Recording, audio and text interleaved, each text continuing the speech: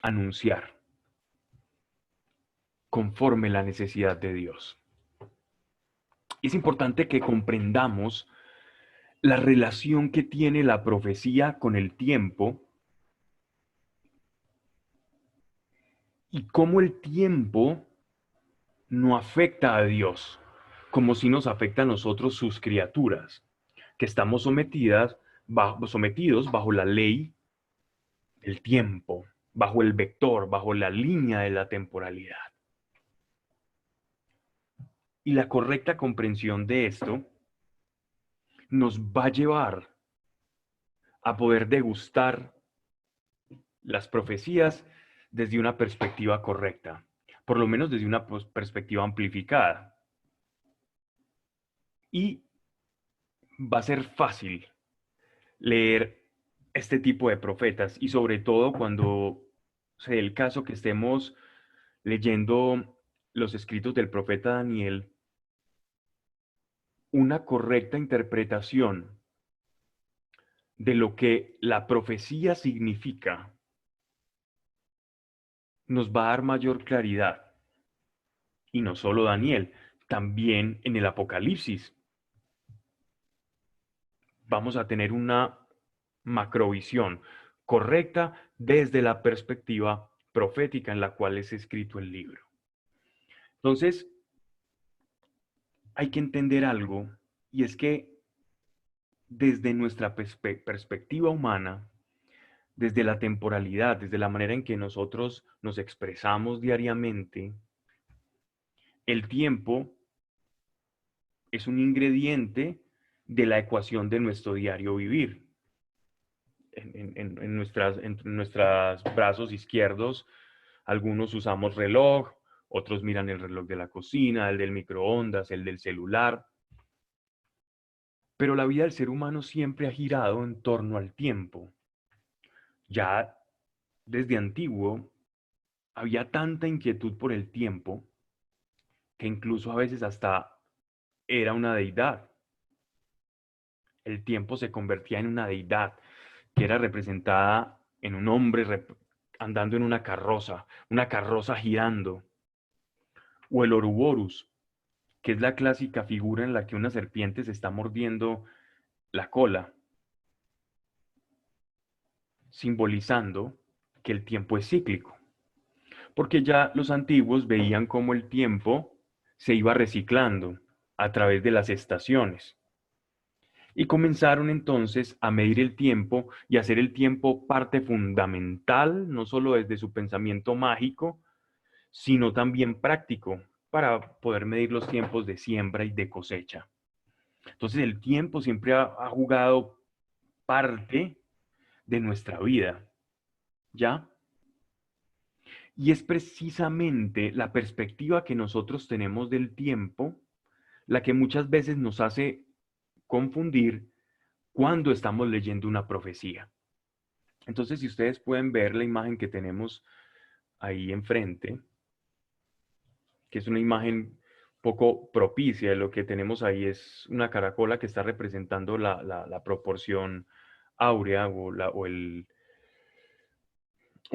lo que llamaban el número mágico, ¿cierto? Que está implícito como en todas las fractales o formas de la naturaleza, y con un reloj para simbolizar un poco la relación que estrecha entre el tiempo y la naturaleza, y cómo nuestra naturaleza es temporal. Sin embargo, cuando nosotros leemos la profecía, cuando Dios le hablaba a los profetas en el Antiguo Testamento, a veces pareciera que la profecía no tuviese una línea de tiempo así como nosotros lo percibimos. Nosotros vivimos el tiempo en función de pasado, presente y futuro, una línea recta, un vector completamente direccionado en una línea recta. Es el tiempo lineal. Yo puedo recordar por la memoria todo aquello que ya viví, pero desear vivir aquello que ya viví no puedo, porque parece que el tiempo va corriendo y no puede retroceder, sino que vamos en una constante permanente y a esa constante le llamamos presente. Presente es el carro que va recorriendo la carretera, pero que no puede retrocederse y que aquello que puede percibir mientras está en este carro en la carretera, mientras estás conduciendo, es el presente. Pero cuando tú crees haber capturado el momento presente y meditas sobre él, ya es memoria. Por lo tanto, cada que intentamos capturar el presente, parece que ya estamos pensando es en el pasado. Tú puedes tener o hablar de manera en un verbo, conjugar un verbo en presente. Estoy comiendo. Pero en el mismo momento en que tú piensas sobre el hecho de que estás comiendo, ese, eso que estás verbalizando ya es un reflejo de algo que ya pasó, sin aún así que estés comiendo. Porque va pasando el tiempo y va acumulándose como un carro que se mueve en línea recta. Y el futuro, pues es todo aquello que sabemos que hemos de recorrer de un punto a un punto B, pero que todavía no hemos recorrido. Entonces, en términos prácticos, el hombre simplemente puede hablar de una experiencia presente, porque en nuestra perspectiva, en nuestra realidad, en nuestra práctica, el pasado no existe y el futuro tampoco porque no ha ocurrido desde nuestra perspectiva, desde nuestra capacidad, desde nuestra visión, desde nuestra humanidad. Nosotros estamos diseñados, nuestro cuerpo, nuestros sentidos están facultados para poder acceder al momento presente. ¿Ya? Y la profecía parece romper todos los esquemas del tiempo lineal, del tiempo en que nosotros vivimos. Si normalmente uno le pregunta a una persona que no conozca mucho de la Biblia o que haya escuchado de las profecías de Nostradamus, Parravicini, eh, de Savaganda o cualquier libro profético de los Vedas, vamos a encontrar que es muy común que asociemos profecía con vaticinar algo del futuro. O sea, tenemos asociado la profecía a anunciar eventos que no han ocurrido.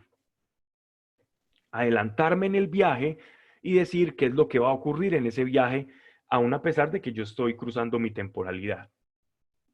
Pero esa es una perspectiva muy pequeña, muy limitada y muy sesgada de lo que es la profecía. Y no quiero que nosotros nos confundamos viendo a la profecía de manera lineal porque no lo es. La profecía no está sujeta a nuestra percepción del tiempo lineal. Y vamos a ver un poco de esto. Y, por ejemplo, voy a usar Mateo 24, todavía no lo pongamos en pantalla porque lo voy a usar más adelante, y el libro de Joel precisamente. Entonces, sacando a la profecía de la linealidad por la cual nosotros percibimos el tiempo en un pasado que recordamos, en un presente que estamos viviendo y en un futuro que no hemos vivido, vamos a encasillar a la profecía como en una especie de no tiempo. Imaginémonos cómo Dios, que no está sujeto por la ley del tiempo, puede ver todos los eventos desde el momento en que inició la creación hasta el día en que tú estés con Él, compartiendo en su reino. Para nosotros no está ocurriendo esto todavía. Y esto es bien interesante en lo que nos vamos a adentrar. Para nosotros como iglesia no está ocurriendo esto todavía. Pero desde la perspectiva de Dios, no limitada por el tiempo, dice que nosotros ya estamos sentados en lugares celestes. Dios dice de ti y de mí que estamos sentados en lugares celestes. Y tú dices, no, pues yo estoy en mi casa, estoy escuchando un audio, una charla sobre la palabra de Dios. ¿Cómo es eso de que yo esté con el Señor en el reino de Dios, pero ¿cómo es eso posible? Pues siendo el tiempo no siendo una constante que no es lineal, y si ampliamos un poco nuestra visión, de acuerdo a lo que vemos en las profecías, parece como que el tiempo se curvara y se torciera como una espiral, algo así como lo que estamos viendo en pantalla. El tiempo se torciera y Dios, fuera de eso, puede vernos en todos los aspectos de nuestra vida. Como cuando tú tomas un film, una cinta cinematográfica, y ves una película cuadro por cuadro, porque en últimas, lo que nosotros vemos o llamamos del cine, simplemente es un formato en el que una cinta está pasando más o menos a unos 27 cuadros por segundo. Pero como el ojo humano no tiene la capacidad de digerir la velocidad de 27 cuadros por segundo o 27 fotogramas, 27 imágenes, 27 fotos por segundo, entonces se da una ilusión de movimiento que nuestro cerebro interpreta como que algo está teniendo fluidez, movimiento, y eso es lo que vemos todos nosotros normalmente cuando vamos a cine. Estamos completamente engañados por nuestro cerebro y juramos que el carro de la película, del film de acción, se estrelló y explotó y todo parece muy natural. Pero en realidad es un completo engaño. Simplemente estamos viendo fotogramas que nuestro cerebro interpreta como movimiento. Yéndonos un poco a la perspectiva de Dios, vamos a encontrar que la vida de nosotros para Dios es como que puede ver nuestro pasado, presente y futuro como en fotogramas, para darnos un poco la idea y el concepto que tiene Dios en el tiempo y así dar a entender un poco lo que es la profecía. Entonces, si Dios nos ve así, nuestra vida o nada para Dios es un secreto y Dios puede intervenir en cualquier fotograma y puede saber lo que hay en el otro fotograma. Porque cuando tú no vives bajo la perspectiva de un tiempo lineal, entonces no estás limitado por él. Y si nosotros entendiésemos por intuición, porque desde la experiencia es muy complejo digerir esto, pero por intuición podemos acceder a la comprensión de que Dios está por fuera del tiempo y el tiempo no lo limita. Desde esta perspectiva, si yo araño un poco de lo que es el tiempo en la perspectiva de Dios, ¿cómo esto puede llegar a modificar mis oraciones? Miren que en la medida que yo conozca de Dios, en esa medida puedo activar mi fe para pedir cosas conforme a la naturaleza de Dios. En la medida de tener un Dios grande, mi fe se va a poder amplificar a ese Dios grande y mi expectativa grande es. Pero en la medida en que yo tenga un Dios pequeño, mis expectativas van a ser pequeñas.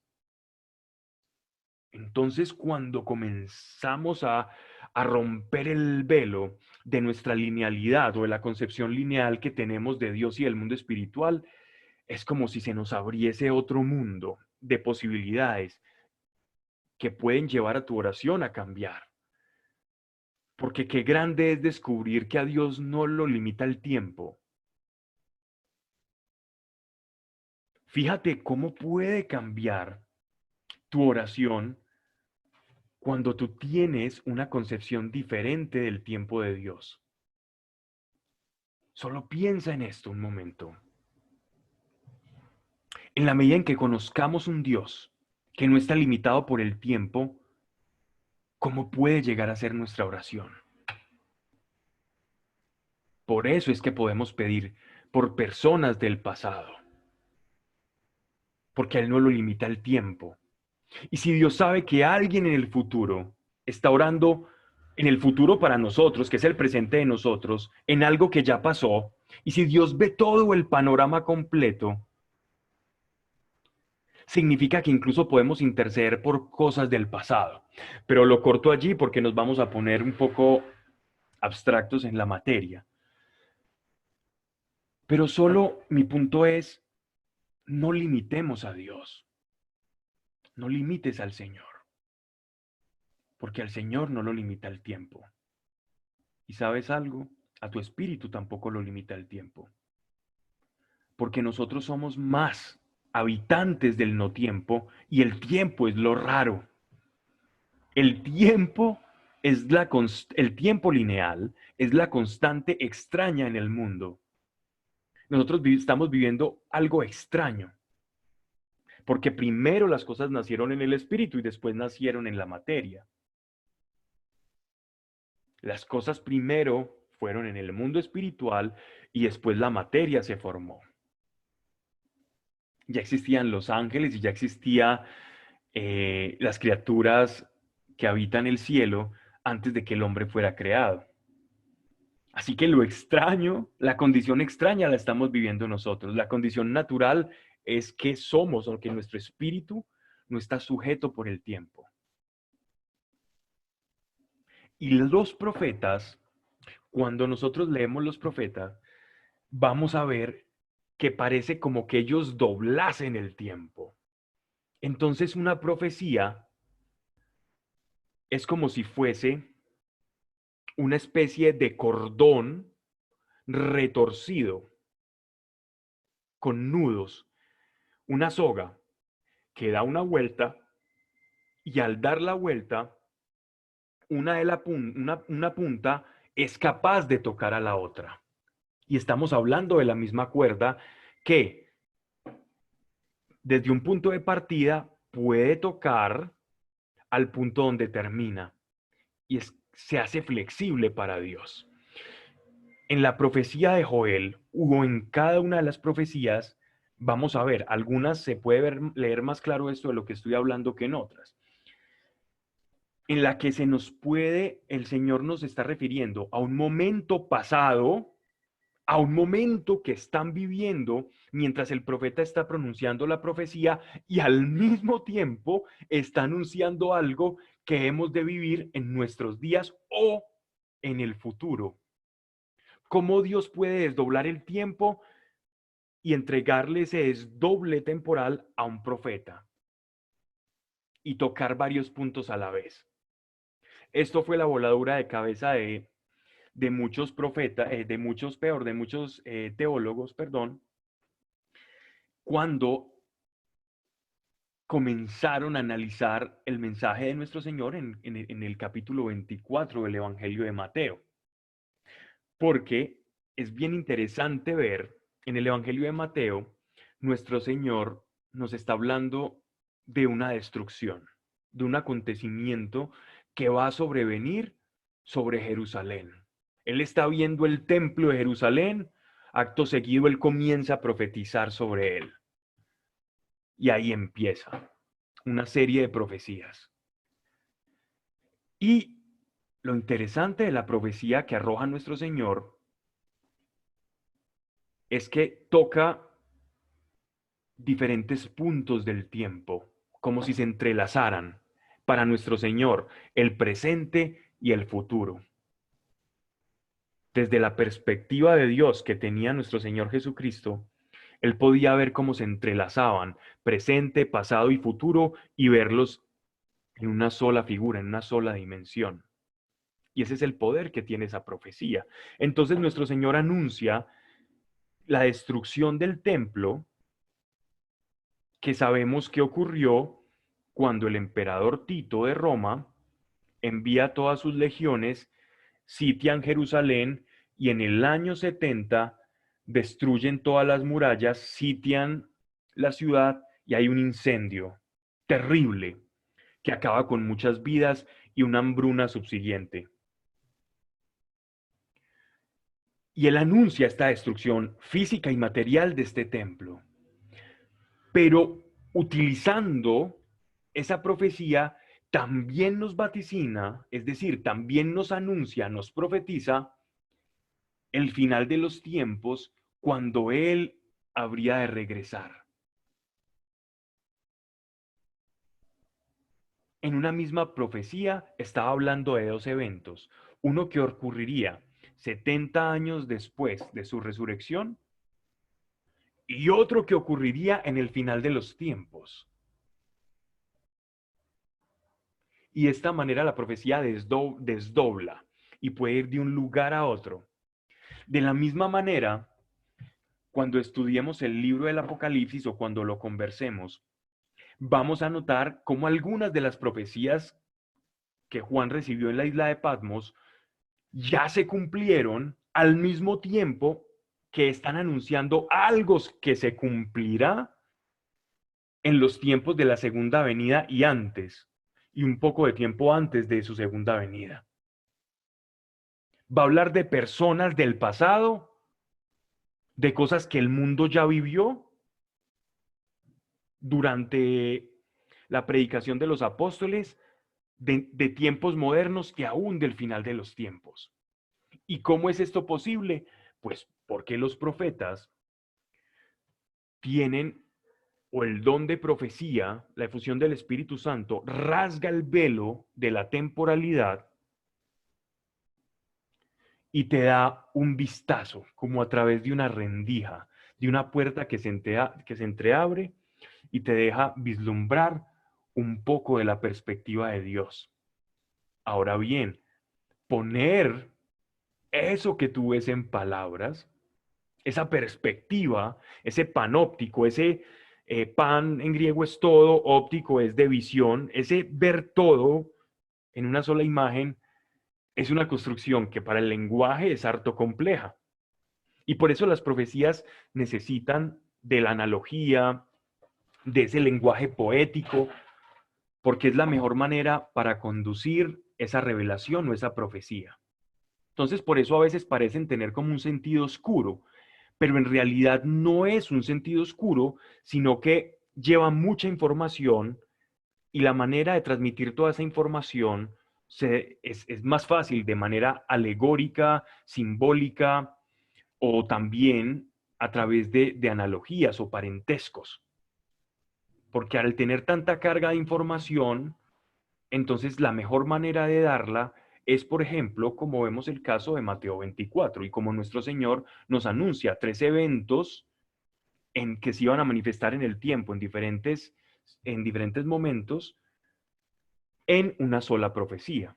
¿Ya? Entonces veamos a los profetas como personas que tenían revelación y un acceso a ese no tiempo de Dios y lo expresaban, aún sin comprenderlo, porque para ellos era también ininteligible, no era comprensible.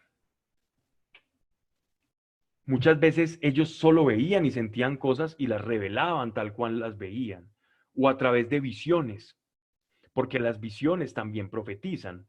Una cadena de hechos a través de imágenes y símbolos van a manifestar profecía, palabras. El lenguaje no es solo palabra hablada, el lenguaje también son símbolos, el lenguaje también son imágenes. El lenguaje es todo aquello que comunica y la profecía puede venir también implícita en, en formas.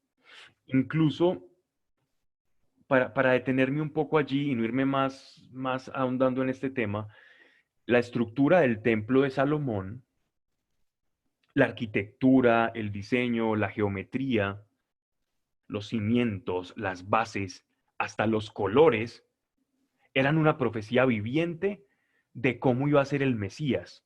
Todo el templo de Jerusalén era una profecía simbólica de la figura de Cristo. Cuando leíamos el tabernáculo podíamos ver cómo estaba representada toda la figura de Cristo en cada una de las partes del tabernáculo. Y cuando uno comienza a comprender la relación tan estrecha y cómo la Biblia es el tiempo que se tuerce y se retuerce y el final es el principio es el final, lo que dice Joel es lo que está pasando ahora, lo que dijo Juan en una isla es lo que va a comenzar a pasar y se está ya manifestando en estos tiempos. Y cómo es tan maravilloso el poder ir comprendiendo y ver la grandeza de Dios y cómo revela su tiempo a todos nosotros, el que hace incluso que nuestra intimidad con Dios se vuelva más agradable, porque qué bueno es poder hablar, tener intimidad con un Dios que no está limitado por eso, que te puede contar cosas que no han pasado, te puede incluso decir el porqué de ciertas actitudes tuyas, que Él sabe cómo se conectan con tu pasado y por eso te puede sanar. Puede retroceder en el tiempo un corazón a través de un milagro, un corazón que esté envejecido, que esté desgastado, lo puede retroceder en el tiempo y generar un milagro. Porque es cierto que hay diferencia entre sanidades y milagros. Hay milagros que pueden ser, perdón, hay sanidades que en realidad no son tal, no son la cura de una enfermedad, sino que realmente ocurre un hecho milagroso, un cambio de forma, un cambio de tiempo. Eso es un milagro. Cuando José hizo retroceder el tiempo, y ese es el día, el que dicen el día del no tiempo, incluso está dentro de la ciencia, se estudia el día en que se detuvo el sol, y ese día está consagrado en, en, en la Biblia, en las Escrituras, con el Templo de Israel. Y es bien interesante, ¿no? Es bien interesante cómo la Biblia narra ese hecho y cómo Dios juega con todo esto. Así que los animo a que comencemos a ver a Dios desde una perspectiva aún más alta, porque Él no cabe dentro del pasado, presente y futuro. Él es y será. El nombre que Dios nos revela en el Sinaí a todos nosotros. Y esto lo tenemos que saber porque es la primera gran revelación de su trascendencia, es yo soy un Dios, yo soy el que seré, yo estoy por fuera del tiempo, yo estoy por fuera de toda comprensión, de todo esquema. El amor y el ser absoluto paseando con nosotros y diciéndonos hijo, hablándonos en nuestro propio lenguaje, en el lenguaje tuyo y mío, y dándonos la posibilidad de que lo descubramos y que disfrutemos de quién es Él. Esa es la gracia que tiene su iglesia y esa es la gracia más especial que nos va a profetizar el profeta Joel. Entonces, con esta pequeña introducción a la profecía muy a otra manera, no lo quería hacer como de explicar desde el latín, desde el griego, desde el hebreo, que es profecía, sino desde la concepción del tiempo, que está muy ligada, para que cuando leamos estas profecías podamos verlo desde esa temporalidad, ¿ok? Así que vamos a empezar con Joel capítulo 1.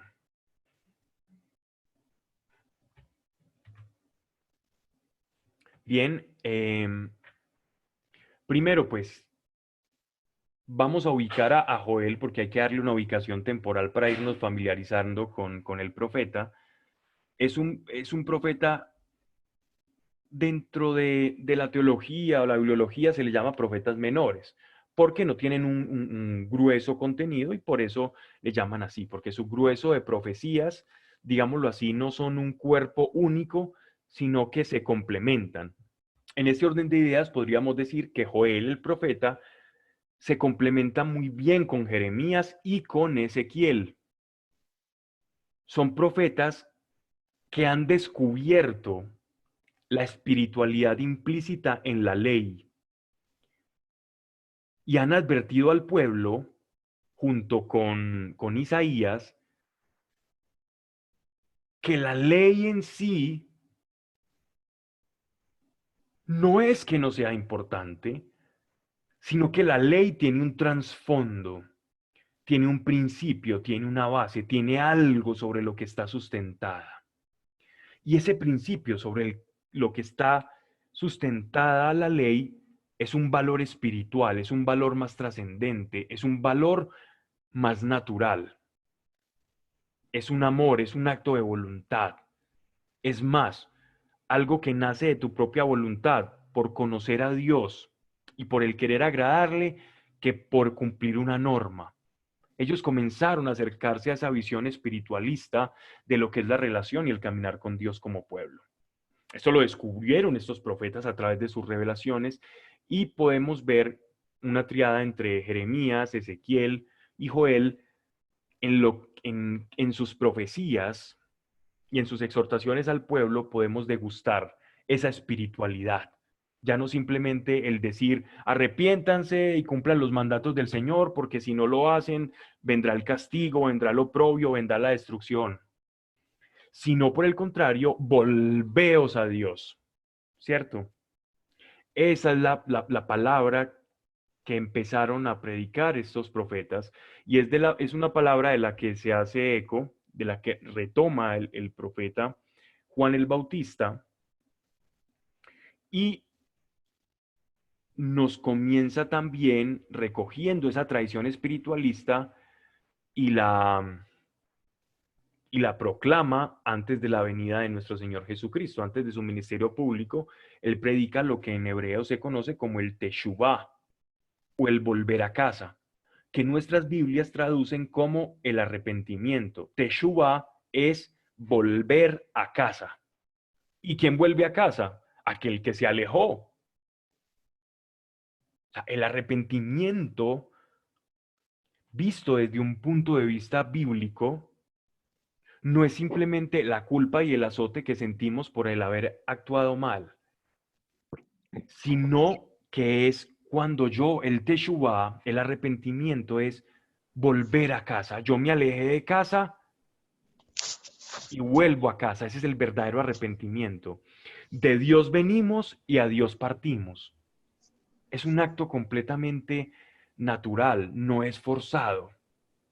Esa es la gran diferencia que nosotros vemos, por ejemplo, entre el arrepentimiento de la culpa, el arrepentimiento que es culpabilidad, o se confunden o se entrelazan, culpa y arrepentimiento, y el teshuvah, que está sintonizado con la parábola del hijo pródigo, que la embarra, dilapida la herencia y los bienes de su padre, pero hace un camino de vuelta a casa, de vuelta a su padre, de vuelta a la casa de los deleites.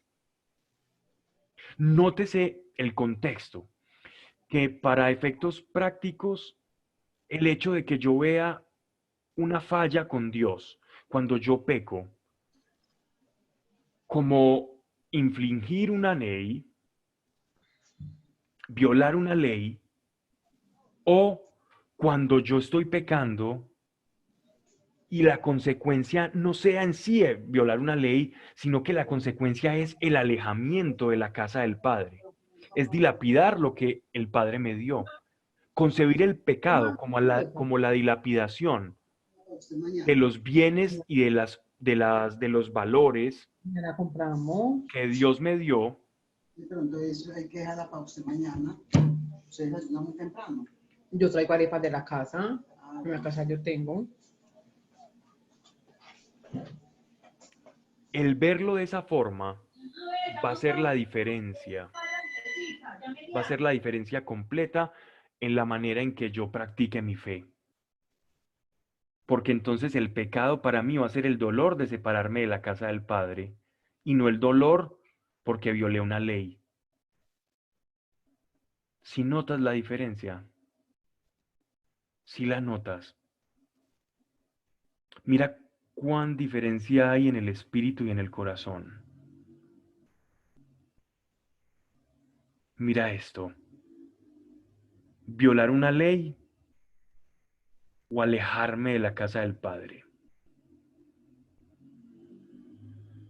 Eso hace la diferencia entre el camino natural de la conversión y de la santidad con el camino forzado del escrúpulo.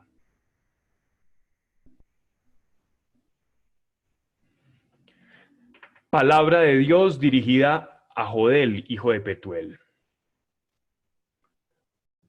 El nombre Joel, que es una traducción castellana, viene del hebreo Yoel o Joel. Ese es un nombre teóforo, es un nombre que lleva a Dios mediante. Y él o él, todos los nombres que nosotros veamos que terminan por lo general en él, como Gabriel, como Miguel, Uriel, estos nombres son nombres teóforos que llevan eh, implícito Dios. Entonces, por decir, Miguel, quien como Dios, Gabriel, la fuerza de Dios, Rafael, Dios sana o Dios sanador. Joel es el que lleva a Dios o el que sigue a Dios. ¿Okay? Entonces ya su nombre es, o Daniel también, por ejemplo, miren los nombres de los profetas. Ya es un nombre que implica una acción, una labor, una misión que él tiene. Y es que lleva a Dios porque lleva su palabra. Dice, hijo de Petuel. Entonces, es difícil ubicar a Joel por su referencia, porque está muy aislado, pero lo podemos ubicar como un profeta preexílico, antes del exilio, antes de que los asirios y los babilonios tomaran a Jerusalén y a Israel. Oíd esto, oh ancianos, prestad oído todos los habitantes del país. ¿Sucedió esto en vuestros días o en los días de vuestros padres? Contádselo a vuestros hijos y vuestros hijos a los suyos y sus hijos a la generación venidera. Lo que dejó el Gazam, lo devoró el Arbe, lo que dejó el Arbe, lo devoró el Yelec, lo que dejó el Yelec, lo devoró el Hasil. Estos nombres de alimañas que vemos aquí, empecemos el Gazam, Gazam es langosta.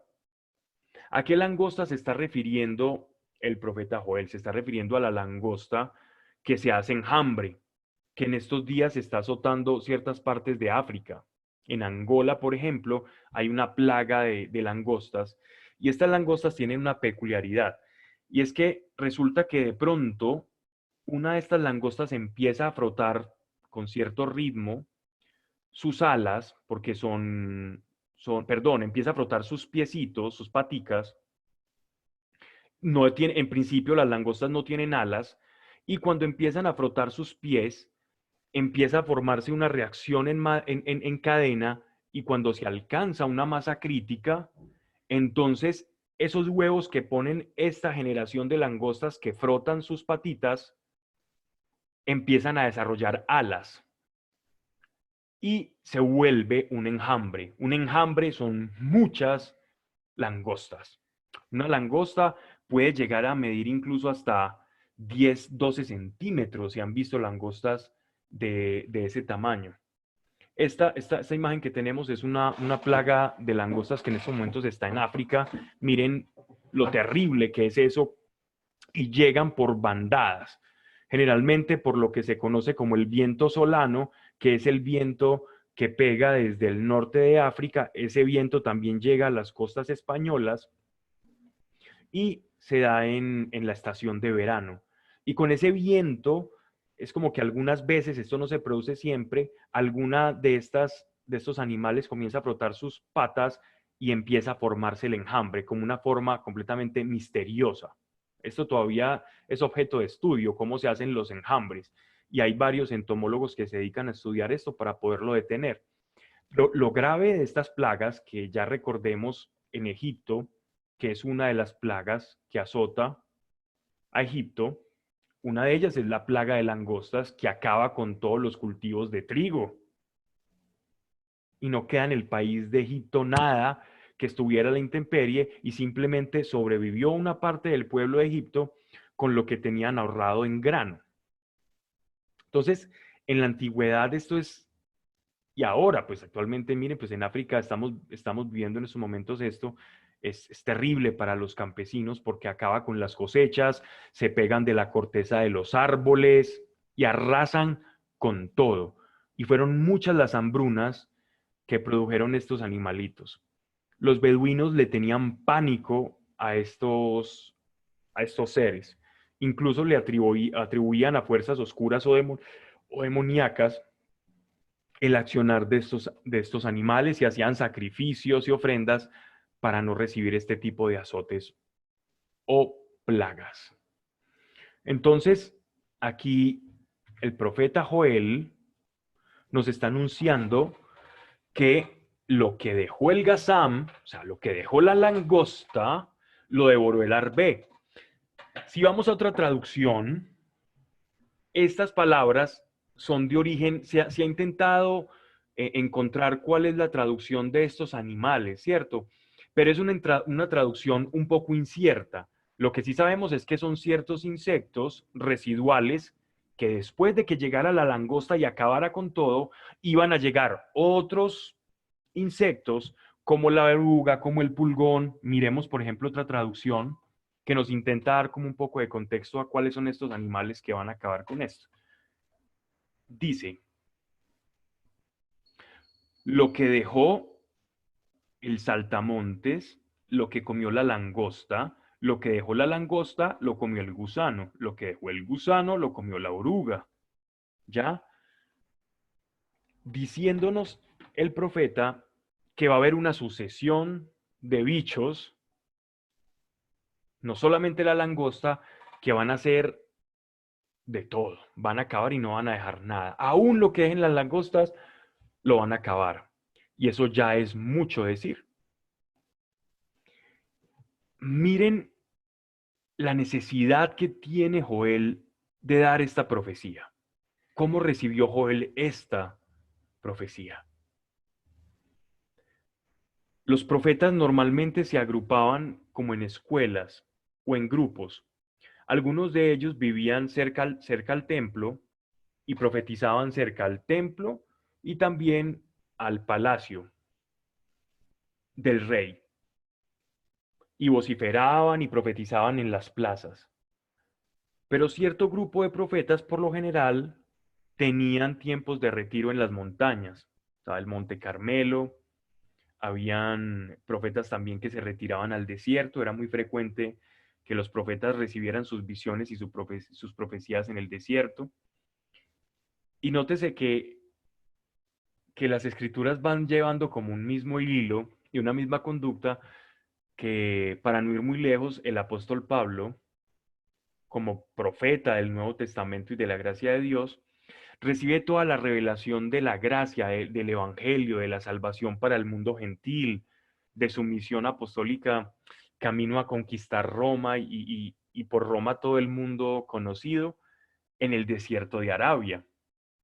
Entonces era frecuente que los profetas recibieran estas revelaciones en lugares apartados, bien sea una montaña o en el desierto. Y es muy posible entonces que Joel en, en el desierto, generalmente era el desierto, la zona desértica era más hacia el sur, en la parte de Judá, podía haber recibido esto como visiones, visiones y revelaciones, y las visiones venían acompañadas de pensamientos y Dios iba poniendo palabras en su boca.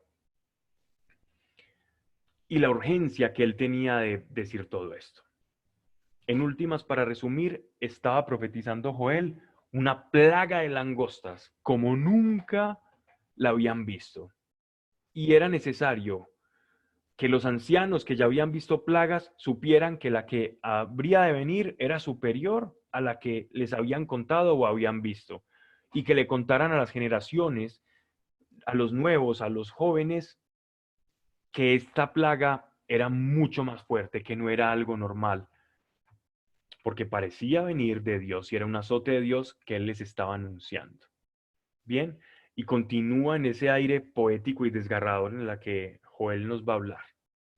Y dice, despertaos borrachos y llorad, gemid bebedores todo de vino por el mosto, pues se os ha quitado el vino de la boca. Esta profecía o esta exhortación nos está llamando a dos realidades. Discúlpenme si me detengo mucho en cada frase, pero creo que lo vale, porque hay palabras que no podemos pasar por alto. Y aquí claramente el Espíritu nos está revelando algo y es que el hombre puede vivir en dos realidades. Solamente hay una medida para el ser, perdón, hay dos medidas para el ser humano. Hay un ser humano velando, es decir, despierto, y hay un ser humano dormido. Bueno, podríamos decir que hay también otros sonámbulos y vuelven y duermen o se despiertan y vuelven y duermen. Pero hay dos realidades. O estoy dormido o estoy despierto, para llevarlo al extremo. Quien está abierto y despierto al mundo espiritual y quien está completamente dormido a él. Y esto, a esta dualidad es a la que está haciendo referencia Joel. Despertaos, borrachos, y llorad, gemid, bebedores todo de vino por el mosto, pues se os ha quitado el vino de la boca. Y es que muchas veces necesita Dios despertarnos cuando no estamos viviendo en la esfera del espíritu y es necesario darnos un cimbronazo. La profecía es un cimbronazo. La profecía es una campana. Otra forma por la cual se conocía a los profetas era como atalayas, atalayas del pueblo.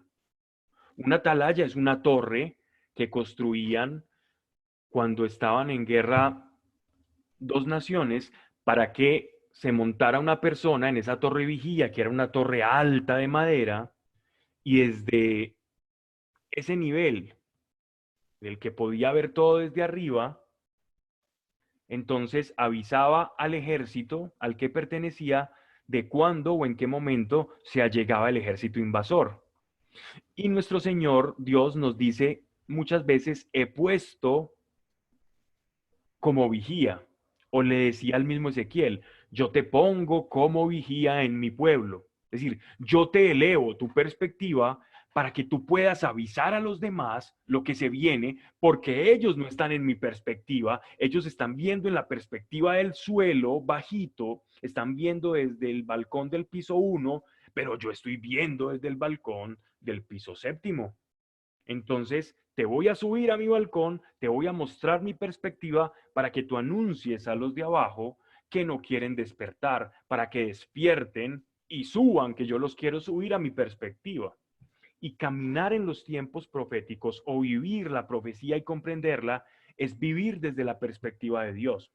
Y caminar desde esa perspectiva de Dios es vivir más tranquilo, porque entonces cuando pasa algo que Él ya había anunciado, yo con tranquilidad, pese a que lo que anuncie sea algo duro de vivir para la humanidad o para un grupo de personas, yo voy a poder tener tranquilidad en que en la profecía Dios también consuela y nos dice cómo se va a desarrollar toda esa profecía o cómo hacer para que ese tiempo que Él ve, esa probabilidad o ese potencial de un evento en convertirse en algo catastrófico, por el hecho de que nos arrepintamos pueda cambiar.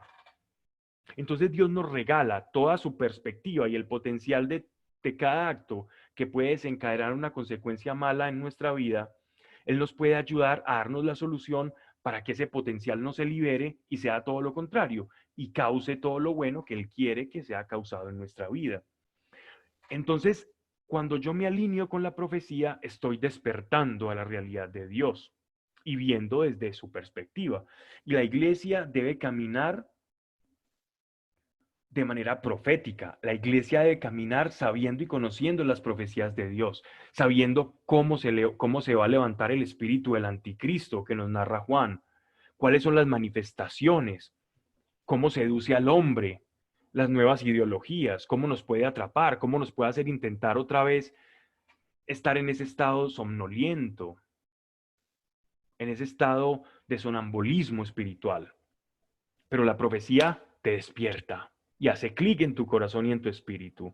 Entonces dice así, despertaos borrachos y llorad, gemid bebedores todos de vino por el mosto, pues se os ha quitado el vino de la boca. los están despertando, estaban felices, comiendo, tranquilos, y les dijo, señores, hay algo que va a pasar y tienen que despertar. Ha invadido mi tierra un pueblo fuerte e innumerable. Sus dientes son dientes de león. Y es que si nos acercásemos a ver uno de estos animales, estas langostas, es como un grillo gigante. Estos tienen como unos colmillitos, una boca que es capaz de ruñir y corroer hasta la corteza más dura de los árboles. Entonces, no hay árbol o no hay sembrado, por fuerte que sea, que no quede arrasado por un enjambre de estos animales. Sus dientes son dientes de león, sus mandíbulas de leona. Ha devastado mi viña. Dice mandíbulas de leona porque es la leona la que suele cazar. Y las langostas salen de cacería a comer. Entonces hace el juego de palabras entre el león y la leona. Verso 7. Ha devastado mi viña, ha hendido mis higueras. O sea, la viña acaba con todas las uvas, acaba también con los higos. Dice, las descortezó y derribó, dejando blancos sus sarmientos, secó hasta la corteza más dura. Lamentate como virgen ceñida de saco por el prometido de su juventud. Es decir, lo que les estoy diciendo es fuerte. ¿Recuerdan cómo hicimos la introducción sobre la profecía? Pues aquí, esta profecía empieza a volverse una doble profecía. ¿De qué forma? Israel ciertamente recibió a través de Palestina, desde la península arábigo-sinaítica, recibieron muchas veces estas langostas, ¿cierto? Pero no solamente era una plaga de langostas la que estaba profetizando Joel, sino que Joel estaba utilizando la figura de plaga de langostas que iba a sobrevenir sobre Israel, iba a llevar a una hambruna.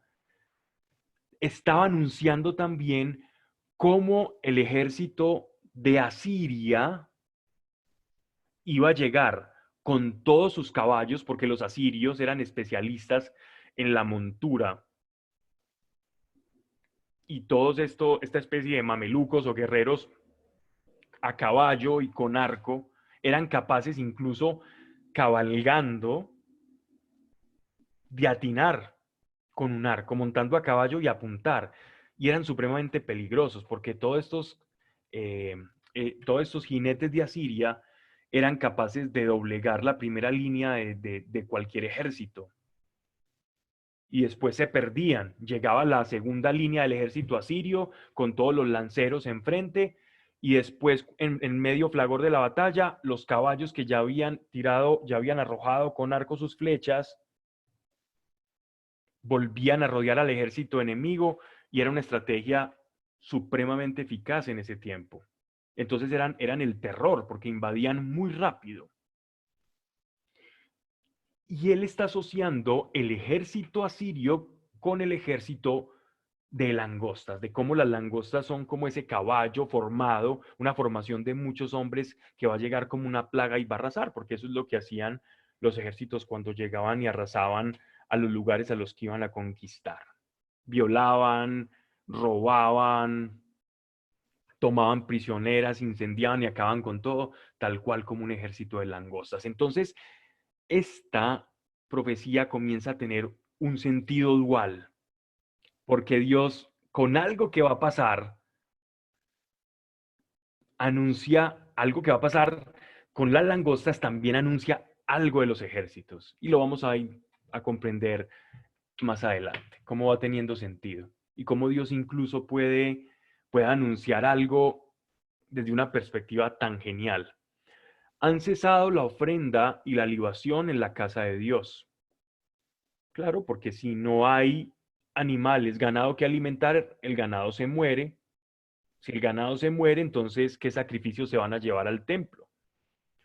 Y si tampoco hay cebada, no hay trigo, no hay vino, entonces, ¿con qué se van a hacer libaciones? Por eso nos dice, han cesado la ofrenda y la libación en la casa de Dios. Los sacerdotes, los ministros de Dios están en duelo, los campos devastados, la tierra en luto, porque el trigo ha sido destruido. El mosto se ha secado, se ha agotado el aceite. Si no hay aceituna, no hay aceite. Confundíos, labradores. Perdón, si no hay sí, a olivo. Confundíos, labradores. Lamentaos, viñadores, por el trigo y la cebada, pues se ha perdido la cosecha del campo. La viña se ha secado, la higuera está enferma, el granado, como la palmera y el manzano y todos los árboles del campo están secos. La alegría ha huido, avergonzada de entre los hombres.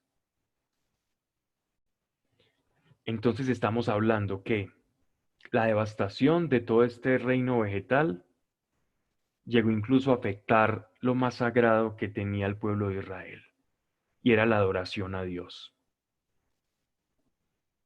Detengámonos un momento acá. Cambiemos las langostas por lo que está sucediendo ahora. Ahora, lo que estamos viviendo ahora. Las langostas de miedo en todo el mundo. Estamos viviendo en unas langostas, una plaga de langostas de temor. Las personas tienen temor de salir porque afuera están las langostas del temor. Sin decir que este virus no exista. Pero el temor es peor.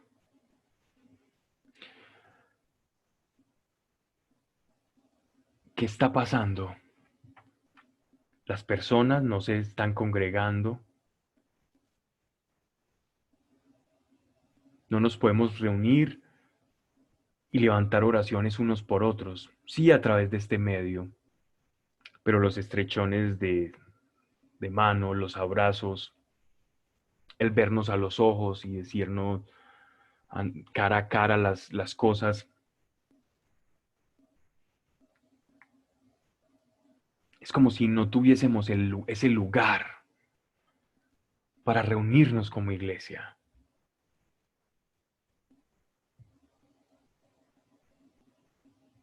Y lo que para ellos era el templo, para nosotros es la vida en coinonía, la vida en iglesia.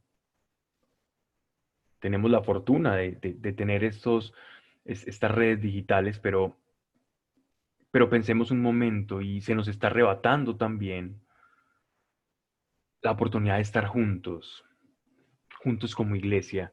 Y este duelo también lo estaban viviendo ellos. Y dice, los sacerdotes están de luto por eso, porque no tienen dónde celebrar, dónde cantar, dónde alabar a Dios todos juntos como iglesia, dónde compartir la palabra del Señor. Verso 13. Ceñíos y lamentaos, sacerdotes, llorad, ministros del altar. Venid, pasad la noche cubiertos de saco, ministros de mi Dios. Saco es una forma es como un luto, ¿no? Es como un duelo. Es algo que se pone sobre la cabeza en señal de luto, ¿no? Porque las ofrendas y libaciones han desaparecido de la casa de vuestro Dios. Promulgad ayuno santo, pregonad asamblea, congregad a los ancianos y a todos los habitantes del país en la casa del Señor vuestro Dios, y clamad a Dios. Ay, aquel día, pues, el día de Dios está próximo. Vendrá como asolación del Todopoderoso. ¿No han desaparecido de nuestros ojos el mantenimiento y de la casa de nuestro Dios la alegría y el júbilo? La simiente se pudre debajo de los terrones. Los graneros están devastados, los alfolíes destruidos, porque ha faltado el trigo. ¿Cómo mugen las bestias? Los hatos de reses, vacunas andan errantes por no tener pastos. Perecen los rebaños. Oh Dios, a ti clamo, porque el fuego ha devorado las pastizales del desierto y las llamas han abrazado todos los árboles del campo. Las fieras del campo se vuelven a ti también ávidas, porque se han secado las corrientes de agua y el fuego ha devorado los prados del desierto.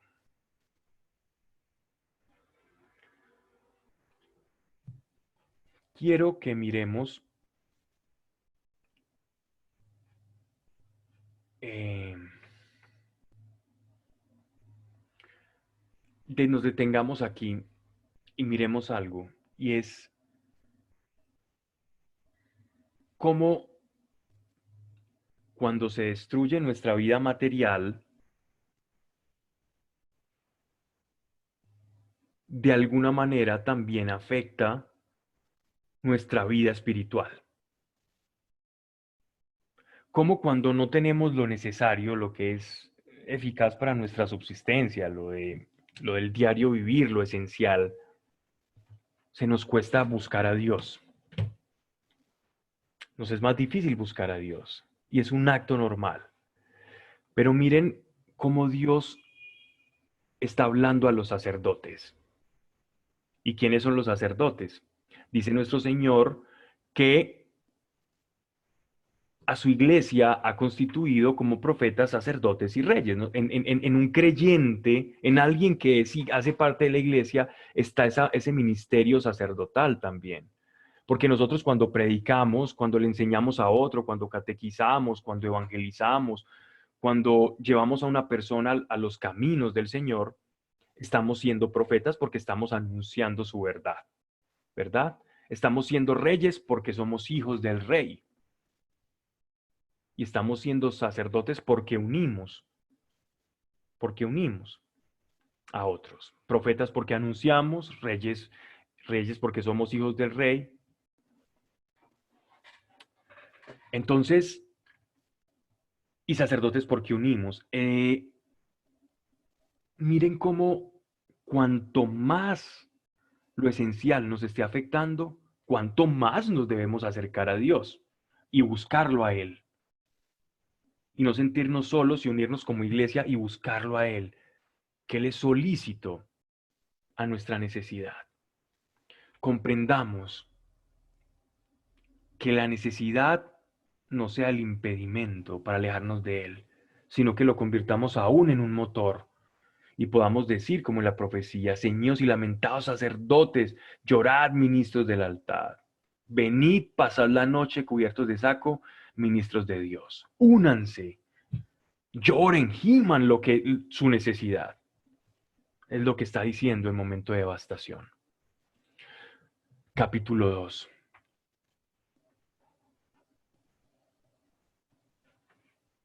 Tocad la trompeta en Sión. La trompeta de la cual hablemos que es un cuerno, que se utiliza, un cuerno hueco, debidamente tratado, con el cual los profetas, los reyes o en el ejército, este cuerno se llama el shofar, daban anuncio a todo el pueblo, con eso se convocaba a todo el pueblo. Al sonido de la trompeta se convocaba a la asamblea, todo el pueblo, para escuchar la palabra de Dios. O un anuncio importante. Dice, dad en mi monte santo la voz de alarma. Tiemblen los habitantes todos de la tierra, que viene el día de Dios. Aquí la profecía se tuerce aún más en el tiempo. No solamente nos está hablando del acontecimiento de una plaga de langostas que iba a suceder en 500, 600 años antes de Cristo, sino que también nos iba a anunciar el cautiverio de los asirios, de los israelitas, perdón, por mano de los asirios, cuando iban a aniquilar el pueblo de Israel, la parte del norte, y a su vez nos está anunciando el final de los tiempos. Entonces Joel pudo rasgar en el tiempo de Dios, en ese tiempo kairos de Dios, pudo vislumbrar cómo el tiempo se torcía y a partir de un advenimiento de una plaga de langostas, Dios le mostró la invasión de Asiria y el final de los tiempos. Podríamos decir entonces que Joel es un libro apocalíptico. Es un libro de revelación apocalíptica, es un libro que nos habla del final de los tiempos. Y es bien interesante esto. Dice, día de tinieblas y oscuridad, verso 2, día de nublados y densa niebla, se extiende sobre los montes como la aurora. Un pueblo numeroso y robusto, semejante a él, no ha existido desde los siglos, ni después de él volverá a existir por generaciones de generaciones. Seguimos utilizando el mundo de las langostas y un enjambre de langostas que prefiguran la invasión asiria y también el final de los tiempos. En la guerra que nos hablaba el profeta Ezequiel de Armegido, la guerra de Armagedón, la guerra entre Gog y Magog. Adelante hablaremos un poco de eso.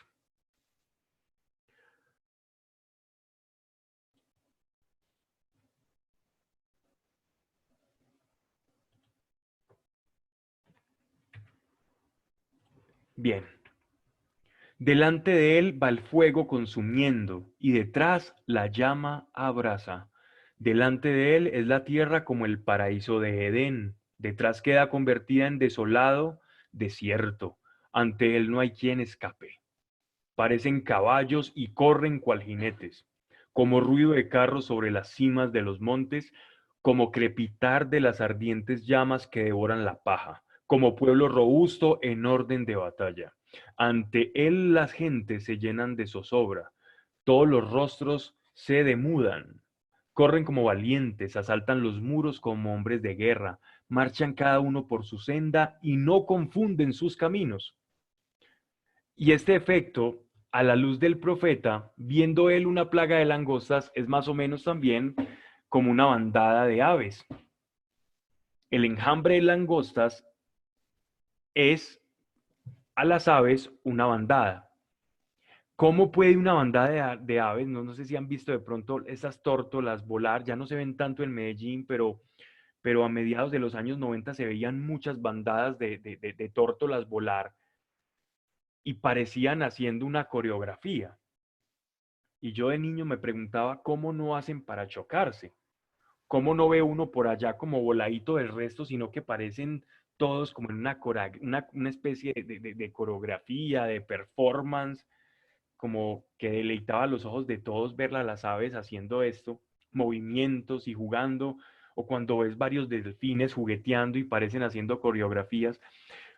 Al igual es que ellos, las langostas no se chocan unas con otras, a pesar de ser miriadas, millones y millones de langostas no se chocan unas a otras y en perfección van andando en medio del enjambre. De esa manera él está hablando del ejército asirio y de la guerra que va a venir en el final de los días, que se va a dar entre Gog y Magog. Dice, corren como valientes, asaltan los muros como hombres de guerra, marchan cada uno por su senda y no confunden sus caminos, ni aprieta ninguno a su vecino. Va cada uno por su calzada y aun atravesando por entre las armas, se precipitan sin romperse. Es, es genial esta descripción, una descripción supremamente colorista de lo que es un enjambre. Mejor no lo pudo haber hecho o dicho. Asaltan la ciudad, corren por las murallas, escalan las casas y entran por las ventanas como ladrones. Ante ellos tiembla la tierra, se conmueven los cielos, se oscurecen el sol y la luna.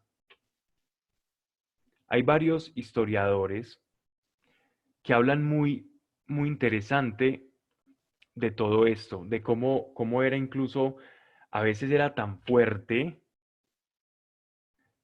y tanta la cantidad de langostas que parecía que eran las 6:30 de la tarde cuando se oscurecían. Ciudades africanas enteras se han oscurecido por eso. En Egipto han habido plagas por esto también. Entonces, miren lo fuerte que es esta situación y lo colorista. No sé si Claudia tiene por ahí una imagen, si la puede mostrar, una imagen de cómo, y esto es muy pequeño a comparación, de un enjambre apenas iniciando en una ciudad.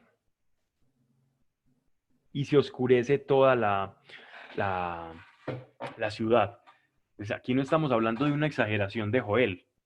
Incluso en esta imagen que pude averiguar, apenas se estaba formando el enjambre. Apenas llevaba un tiempo de inicio de enjambre. No había pasado la peor situación. Ni casi que ni podías abrir la ventana o abrir la boca porque allá te llegaba la langosta. Pero pobres los que le tuvieran fobia a los insectos o a las langostas en ese tiempo, yo creo que hubiera sido una catástrofe.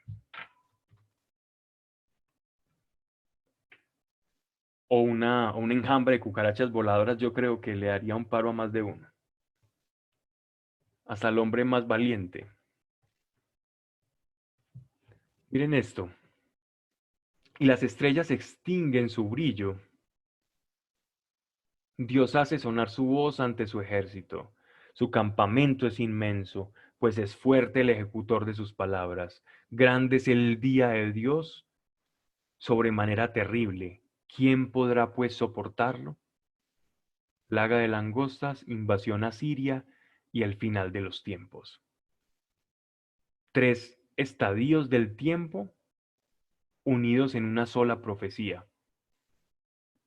Ese es el poder de un Dios que está por fuera del tiempo. Voy a dejar aquí para que nos quede tiempo de hacer 3 o 4 oraciones por las necesidades de las personas que nos escriben y, y quedémonos con esto.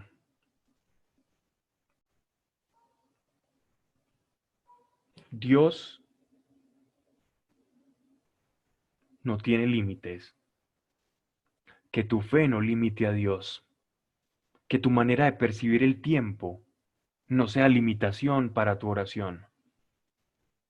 Comienza, comienza a orar con un Dios que está por fuera del tiempo. Y seguro muchas cosas van a comenzar a cambiar en tu vida. Y lo vas a ver, porque tomándolo en serio a Él y conociendo un poco, para poner tu fe sobre ese poco que vas conociendo de Dios, vas a ver cómo se refleja en tu vida eso que vas conociendo de Dios a través de hechos y de manifestaciones de su gloria. Señor, gracias. Señor, te damos por este día. Gracias por cada persona.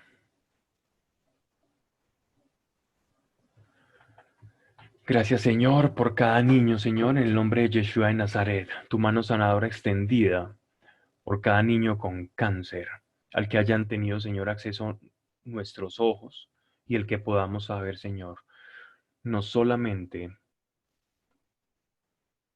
por esta referencia que hace Alejandra, sino que nosotros hayamos visto un chico con cáncer, Señor, y maldecimos de raíz toda célula cancerígena que se haya topado con nuestros ojos, en el nombre de Yeshua de Nazaret, y lo desatamos. Gracias por Juan Miguel, Señor, gracias por el milagro del cual escuché hoy, Señor, de este niño que me alegró mucho el corazón, y de cómo tú aislaste ese cáncer de su estómago, Señor. Ahora, esto que tú aislaste, Señor, para perfección de tu santo nombre, Señor, y para tu gloria en el nombre de Yeshua de Nazaret. Esta masa que se ha formado, Señor, alrededor de ese tumor, sea completamente extinguida y secada, seca en el nombre de Yeshua de Nazaret. Gracias, Señor. Y sorprenda más a los médicos de lo que lo has hecho, Señor, en el nombre de Yeshua de Nazaret. Gracias por Juan David Ruiz, Señor.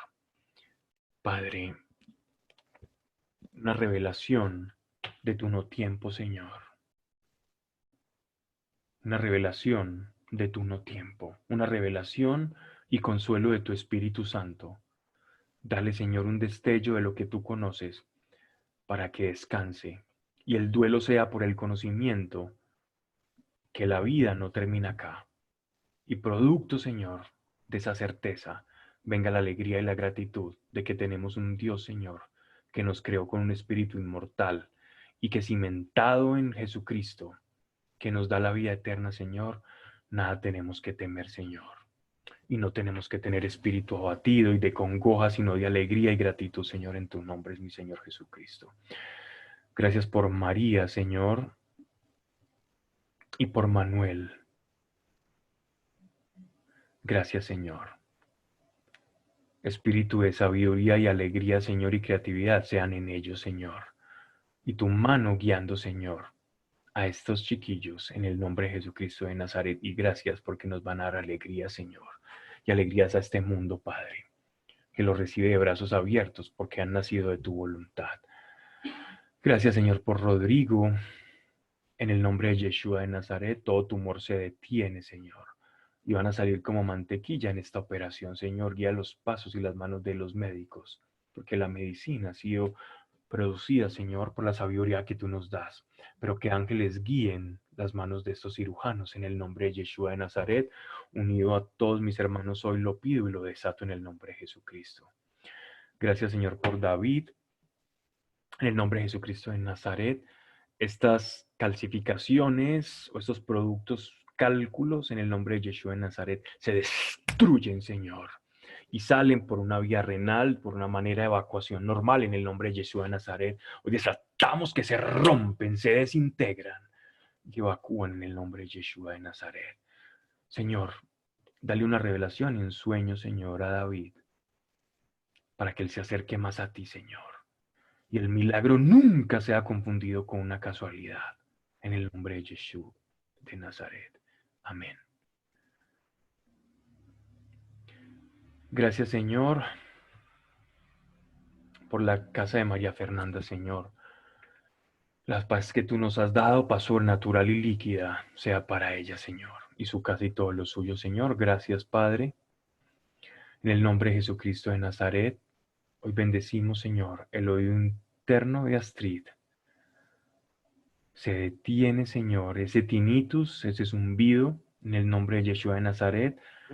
Todos los microhuesos que componen, Señor, el oído interno y la parte externa, la corona y todo lo que constituye, Señor, la audición y lo que esté produciendo ese sonido se detiene en el nombre de Jesucristo de Nazaret. Ponte tu dedo índice ahí donde estás sintiendo esta molestia y en el nombre de Yeshua de Nazaret, la sanidad y el milagro, si hay algo que reordenar allí, gracias Espíritu Santo por tu presencia y sea reordenado de manera sobrenatural, porque te encanta hacerlo. Gracias, Señor, por Juan y Sandra, Señor. Gracias por lo que ya es, por lo que tú ya conoces, que será, en el nombre de Jesucristo de Nazaret, por lo que tú ya ves, que para nosotros es el futuro, que sea manifiesto y motivo de alegría para ellos, Señor. En el nombre de Yeshua de Nazaret, Señor, todo espíritu de alcoholismo, hoy le reprendemos, Señor, y aquello que motiva el alcoholismo, Señor, sea interceptado como por una saeta angelical, en el nombre de Jesucristo de Nazaret, y una restauración, Señor. Y gracias porque pones bálsamo sobre la columna de Mariela, y te pedimos eso, Señor, no por beneficio propio, sino de aquellos que están sufriendo, Señor. En misericordia te lo pedimos, Señor. Gracias, Padre, por el vientre, Señor, de Cristina. Y gracias, Señor, y bendigo, Señor, todo su sistema reproductivo en voz de todos los que me están escuchando. Y al unísono, Señor, todos pensamos y decimos amén a tu intención, porque la intención de Dios es vida, y vida sea sobre ti, mujer. Señor, gracias por Janet. Gracias por su trabajo, Señor, porque en ti ya está, porque en ti ya está. Y se ha desatado un milagro en su vida, Señor. Gracias por Olga. Y gracias por lo que haces en ella, Señor.